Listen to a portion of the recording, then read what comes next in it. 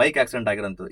ಇದೇ ಮೊದಲನೇ ಸಲ ಏನಲ್ಲ. ಆ ಥರ ತುಂಬ ಜನ ದಂಪತಿಗಳು ಪೊಲೀಸ್ನ ನೋಡಿ ಎದುರ್ಕೊಂಡು ಯೂಟರ್ನ್ ಮಾಡಕ್ಕೆ ಹೋಗಿ ಸಿಗಾಕೊಂಡ್ಬಿಟ್ಟಿದ್ದಾರೆ. ದಂಪತಿಗಳೇ ಅಂತಲ್ಲ, ತುಂಬ ಜನ. ಒಂದು ರೀಸೆಂಟಾಗಿ ಮಂಡ್ಯದಲ್ಲಿ ಆಗಿರ್ಬೋದು, ಒಂದು ಮಗುನ ಹಾಸ್ಪಿಟಲ್ ಕರ್ಕೊಂಡು ಹೋಗ್ತಿರ್ಬೇಕಾದ್ರೆ, ಅದಾದ ನಂತರ ಈಗ ರೀಸೆಂಟಾಗಿ ಆಗಿರೋಂಥದ್ದು ಒಂದು ಆಕ್ಸಿಡೆಂಟ್ ನೋಡಿ.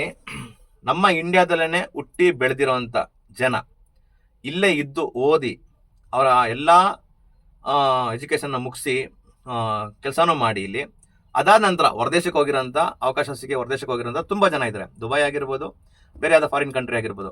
ಅಲ್ಲಿಗೆ ಹೋದ ನಂತರ ಅವರು ನಾವು ನಮ್ಮ ಇಂಡಿಯಾದಲ್ಲಿ ಇದೇ ಥರ ವೆಹಿಕಲ್ನ ಓಡಿಸ್ತಾ ಇದ್ದೀವಿ ಅಂತ ವೆಹಿಕಲ್ನ ಡ್ರೈವ್ ಮಾಡ್ತಾ ಇದ್ದಾರಾ, ಇಲ್ಲ ಅವರ ರೂಲ್ಸ್ ಆ್ಯಂಡ್ ರೆಗ್ಯುಲೇಷನ್ಸ್ಗೆ ಬದ್ಧವಾಗಿ ವೆಹಿಕಲ್ನ ಡ್ರೈವ್ ಮಾಡ್ತಾ ಇದ್ದಾರಾ?